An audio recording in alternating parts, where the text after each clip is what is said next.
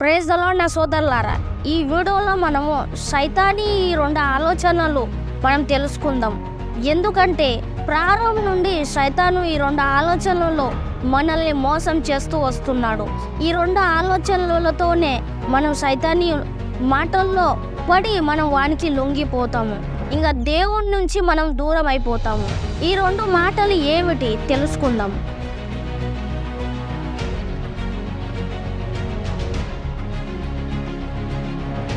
First సైతాన్ చేసే పని ఏమిటంటే దేవుని వాక్యాన్ని ట్విస్ట్ చేసి మీకు చెప్పడం. ట్విస్ట్ అంటే ఏమిటి? యేసు ప్రభుకి ఆకలి అయినప్పుడు దగ్గరికి వెళ్ళి సైతాన్ ఏమన్నాడు, నువ్వు దేవుని కుమారుడు అయితే ఈ రాయిని రొట్టె చేసి చూపించు. ఆ టైంలో మనం కను ఉండింటే ఇలా చేసి అలా చూపించేవాళ్ళం. అలా చేస్తే వాడు చెప్పినట్టు మనం లొంగి మనం పని చేసుకున్నాం. ఈరోజు కూడా అలానే చేస్తున్నాడు. వాడు బైబిల్ నుంచే వచనాలు తీసుకొని తోడమంతా ట్విస్ట్ చేసి మీకు చెప్పుతాడు. మనం అది అర్థం చేసుకోకుండా అవును ఇది కరెక్టే, ఇది రియలే కదా వాడు చెప్పేది, ఇదే నిజము అని మనం నమ్మేస్తాము. కానీ సోదరులారా, మీరు బైబిల్ని పూర్తిగా చదివితే మీకు తెలుస్తుంది అక్కడ ఇలా ఉంటే ఇక్కడ కూడా ఇలా ఉంది, మరి ఏది చేయాలని ఒక ఆలోచన మీకు వస్తుంది పూర్తిగా చదివితే. అందువల్ల మీరు బైబిల్ చదవండి అని నేను రిక్వెస్ట్ చేస్తున్నాను. సైతాన్ ఇది ఒక 2 ఆలోచన. ఈ ఆలోచన వాడు ప్రారంభం నుండి చేస్తున్నాడు. ఆదాము నుంచి చేస్తున్నాడు ఇప్పటి వరకు, ఇప్పుడు కూడా చేస్తున్నాడు. అదేమిటంటే దేవుని వాక్యాన్ని ప్రాముఖ్యత ఇవ్వకపోవడం. అంటే దేవుని వాక్యాన్ని మనం ఇంపార్టెంట్ కాకుండా ఒక నార్మల్గా చూడాలని వాడు చేస్తూ ఉంటాడు. ఎలా?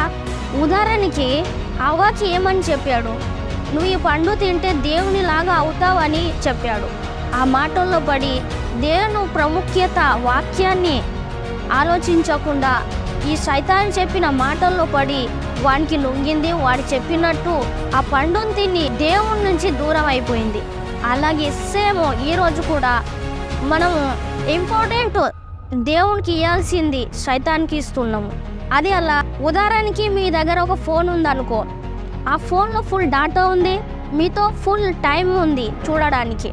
మరియు మీరు ఆ ఫోన్లో ఏం చూస్తారు, ఏం చేస్తారు? ముందు సోషల్ మీడియాలో స్క్రోల్ చేస్తూ వీడియోలు చూస్తాము కదా.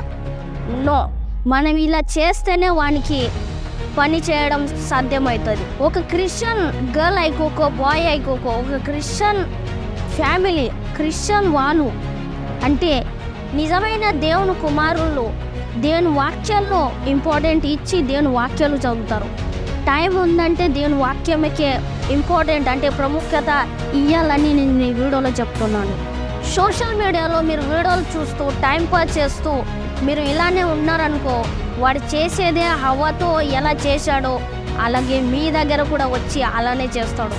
మీకు ఆ ఆలోచన కూడా రాకుండా మిమ్మల్ని దేవుని నుంచి దూరం చేస్తూ వెళ్తారు.